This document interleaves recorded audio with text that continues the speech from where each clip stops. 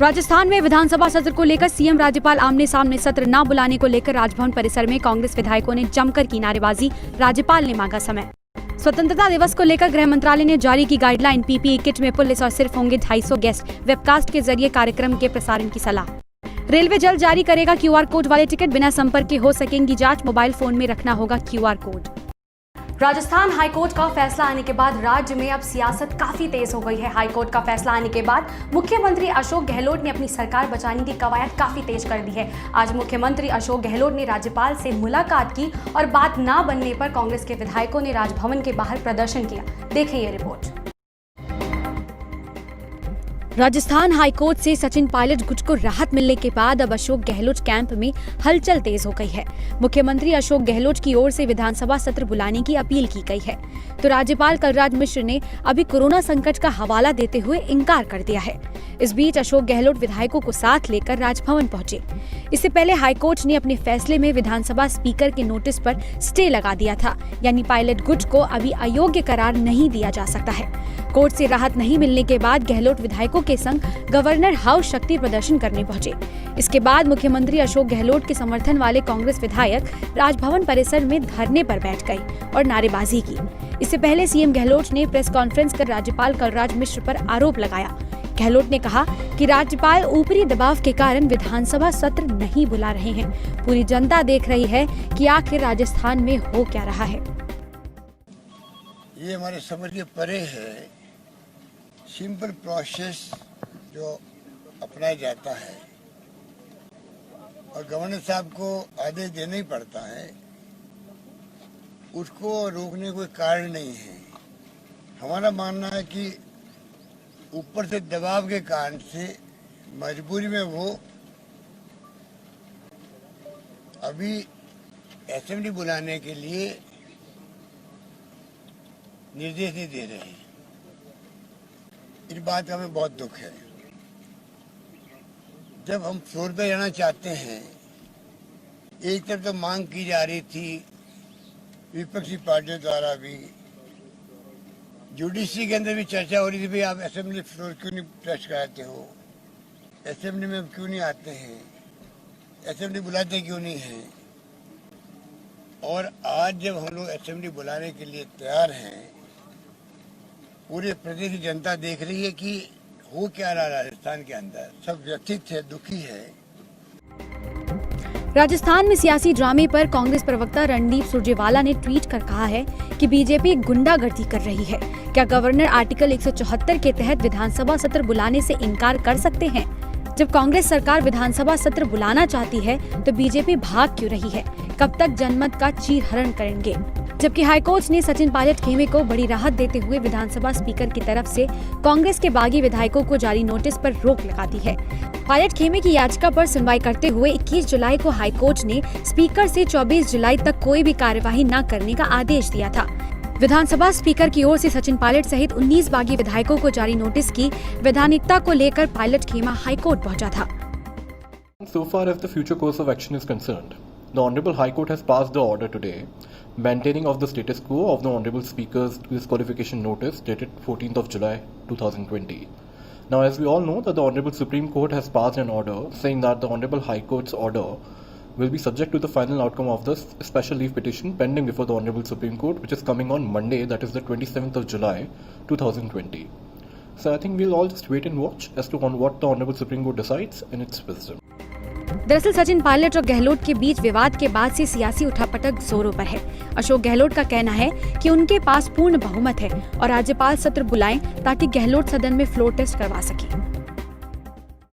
Corona virus के बढ़ते हुए मामलों को देखते हुए गृह मंत्रालय ने 15 अगस्त यानी कि स्वतंत्रता दिवस के लिए एक नई एडवाइजरी जारी की है। इस एडवाइजरी के हिसाब से हमें इस बार पब्लिक गैदरिंग नहीं करनी है और तकनीक का इस्तेमाल करके स्वतंत्रता दिवस मनाना है। देखें ये रिपोर्ट।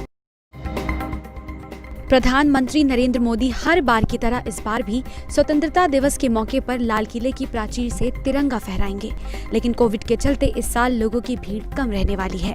अमूमन हर बार भारी तादाद में दर्शक लाल किले पर झंडारोहण को देखने पहुंचते हैं, लेकिन इस बार इसमें कटौती की जा रही है। प्रधानमंत्री ने आत्मनिर्भर भारत अभियान को बढ़ावा देने की बात कही है। उनके आह्वान के बाद सरकार इस दिशा में आगे भी बढ़ रही है। इस बार स्वतंत्रता दिवस के कार्यक्रमों में आत्मनिर्भर भारत अभियान की झलक देखने को मिलेगी। गृह मंत्रालय की तरफ से सभी राज्यों और केंद्र शासित प्रदेशों को इस बाबत निर्देश दिया गया है। गृह मंत्रालय की तरफ से सभी राज्यों को स्वतंत्रता दिवस कार्यक्रम को लेकर एडवाइजरी जारी की गई है। इसमें कहा गया है कि कोरोना काल में स्वतंत्रता दिवस कार्यक्रम के दौरान सोशल डिस्टेंसिंग के साथ साथ मास्क और सैनिटाइजेशन के इस्तेमाल को भी सुनिश्चित किया जाए। एडवाइजरी के मुताबिक लाल किले पर सुरक्षा में तैनात पुलिस पीपीई किट पहनकर रहेगी। मेहमानों के बीच बैठने की दूरी भी बढ़ा दी जाएगी। हर साल लाल किले पर स्वतंत्रता दिवस पर जश्न के दौरान 1000 के करीब विशेष अतिथि बुलाए जाते हैं, लेकिन इस बार इस संख्या को 250 के करीब तक सीमित रखा जाएगा। इस साल कोरोना के चलते एट होम कार्यक्रम कराने या नहीं कराने का फैसला राज्यपालों पर छोड़ दिया गया है। सलाह दी गई है कि अगर एट होम कार्यक्रम होता है तो सोशल डिस्टेंसिंग के साथ साथ मास्क भी सुनिश्चित किया जाए। मसलन वेबकास्ट के जरिए कार्यक्रम के प्रसारण से लोगों की भीड़ भी कम होगी और कार्यक्रम की पहुंच भी ज्यादा होगी। उत्तर प्रदेश में कोरोना के बढ़ते हुए मामलों को देखते हुए योगी सरकार ने वीकेंड लॉकडाउन का फैसला लिया था, जिसमें हर चीजें बंद रहती थी। लेकिन अब योगी सरकार ने एक अहम निर्णय लिया है। अब शराब की दुकानें हर शनिवार और रविवार को सुबह 10 बजे से रात 9 बजे तक खुली रहेंगी। देखिए ये रिपोर्ट। उत्तर प्रदेश में शराब की दुकानों को लेकर प्रशासन की ओर से नया आदेश जारी किया गया है। कंटेनमेंट जोन को छोड़कर अब यूपी में शराब की दुकानें सभी 7 दिन खुलेंगी। शराब की दुकानों को सप्ताहांत बंदी से बाहर रखा गया है।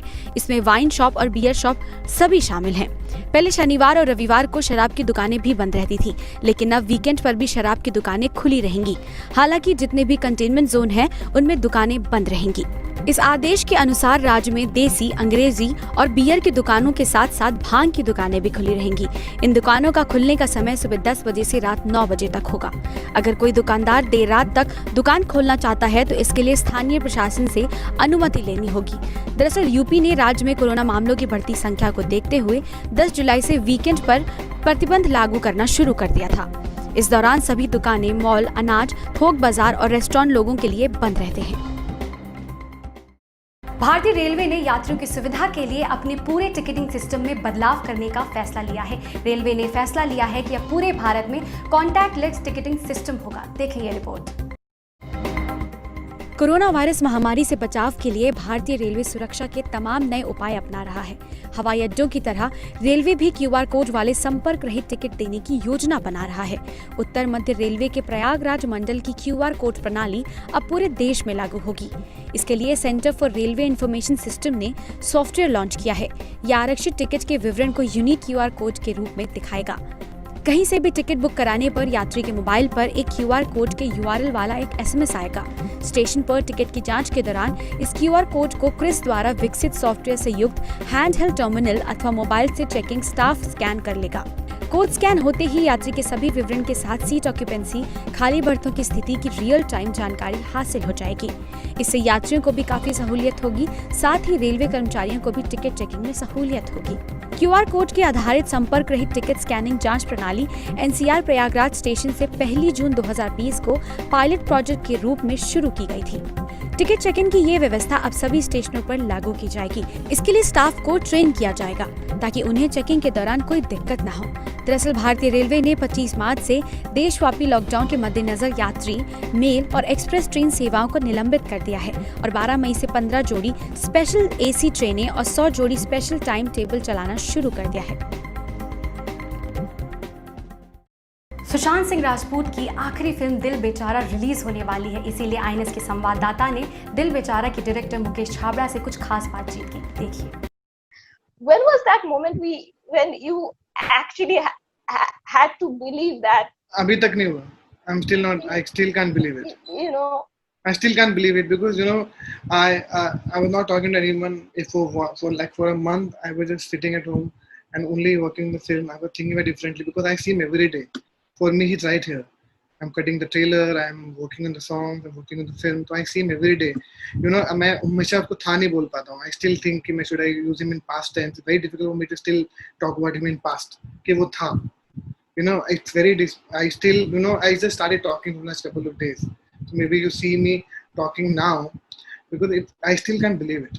I remember that moment as you told me about 14th June. I can never forget 14th June of the rest of my life now. My mom, dad, my family, all my closest friends who knows me that I'm very close to Sushant, everyone called me. Are you sure it's a true? Are you sure they're asking me, because they were also in disbelief that I said I can't believe it, because they thought I'm Sushant's friend. तो मैं उनको सच बताऊंगा. I said I'm still can't believe it.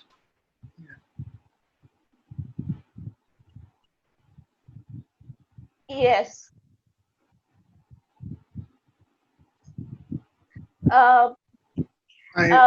Yeah. How I mean, we all are gonna remember Sushant as the lovely man that she was, the actor, the talented actor, the energetic actor that he was, right? Of course, you remember him as a friend, but if I ask you to say one line about Sushant, how do you encapsulate the journey that you guys had? I think he was an actual hero, not just a hero in film.